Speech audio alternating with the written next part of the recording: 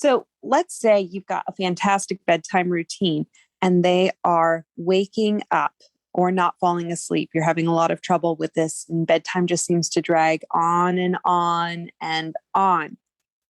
What is going on? Hello, beautiful mama, and welcome to the Nourishing Mama podcast. St. Catherine of Siena said, "Be who you were meant to be, and you will set the world on fire." Mamas, our job is one of the most important jobs on earth, and also one of the hardest. We don't all start out as the moms we wanted to be, but what if we took this challenge as seriously as the world tells us to take our careers? What if we laid out a plan of preparation so we could show up ready to fight the good fight and become who we were meant to be, the very heart of our homes? If you want to take motherhood to the next level, to prepare your mind, body, and soul for the enormous task at hand, you are in the right place. I'm your host, Kelsey, and I want to teach you to nourish yourself so that you can nourish your family. Let's dive in. Hey there, Mama. I wanted to catch you before the show starts today and let you know I'm running monthly Burnout reversal sessions. And if you want to catch the next one, hop on down to the show notes, check out the link, and sign up. You can either come to the live one, it's online, or you can catch the replay and learn to be the kind of mom who can keep burnout at bay in your life. Moms, we don't need to be burned out all the time. There's so many things we can do to be proactive and to set up a routine that lets us show up like the peaceful, energetic, joyful moms we always wanted to be. I'm so excited to see you at the next one. Hello there. Today, we're talking about troubleshooting our kids' sleep. Now, I'm not talking mostly about babies. I'm mostly talking about kids ages 2 and up for this one. We're going to have a baby sleep consultant on next week who's going to talk a little bit more about baby sleep. But today, this is about kids. So let's say you've got a fantastic bedtime routine and they are waking up or not falling asleep. You're having a lot of trouble with this, and bedtime just seems to drag on and on and on. What is going on? So first, let's talk about what happens at bedtime. First, your kids love connecting with you. Bedtime is a time of connection, a time where they are trying to work through their day, a time where they might be looking to you to help them co-regulate, to process, to figure out their feelings and to work through those feelings. So the first thing you want to look at, if you find your kid is getting out of bed a lot, did you have enough connection points throughout the day or the week? Or are they feeling like they haven't had enough connection time because they are going to have a hard time independently falling asleep if they haven't had enough connection with you? The second thing you want to look at is how much activity there was during the day. Because if you've got a day where it was overstimulating, it's really hard for kids to wind down out of that. They might need a little extra help. They might need a slightly longer bedtime routine, a little more soothing, a little more time where you're actually like helping them to notice their body, to notice their heart rate, to get their muscles to just relax after a lot of activity. Like, have you ever been to something like a roller coaster and you still feel like your body is going up and down that roller coaster once you go to lie down? Our kids feel that too. And it could just be from something like running around all day. Their little muscles have been working hard, and they might need you to actually walk them through relaxing each part of their body so that they can learn that skill and learn how to fall into a sleep. I mean, think about how many adults actually still have trouble with that kind of thing. So if it's been a really active day, they might need help winding down. But the other thing too is if it's been an understimulating day, they might just not actually be tired yet.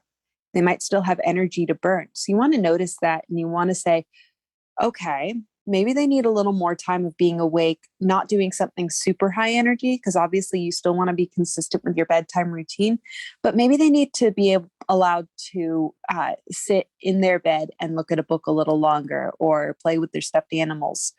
As long as they're staying in bed, they're not getting too wound up again. That sort of thing can really help if it hasn't been if it hasn't been a very stimulating day. Next thing you want to look at is you want to look at what kind of light are they exposed to and when. There's a lot of research on this that morning light, natural sunlight, helps to set your circadian rhythm.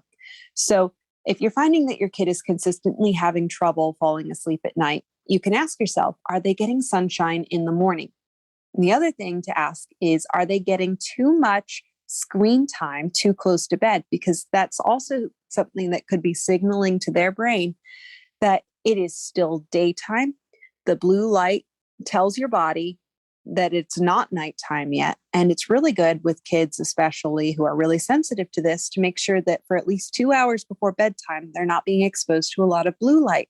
And blue light can be not just from screens too, by the way. If you've got like really bright fluorescence in your house, that can be messing with their sleep cycle. So the best thing to do is to focus on the natural light in the morning and keeping artificial light to a minimum in the evening. And the more you do that, the more you can help them with their natural sleep rhythm. The other thing is that I think a lot of people know that babies go through mental leaps where they're learning a new skill. But did you know older kids do as well? And it can be really hard for them to fall asleep if they're going through some sort of a mental or a physical leap, like they're learning something and their brain just won't turn off. They might need a little extra help. They might need a little extra connection. So I wouldn't get stressed if there's like the occasional, day here and there where they're really having trouble falling asleep. What you want to notice is if there's a long pattern of this, like if you're feeling like this is happening every night that your kid's not falling asleep, that's a different circumstance. That means that there's something you need to go and tweak about their routine, their day, versus these occasional mental and physical leaps, which might just throw your family for a loop.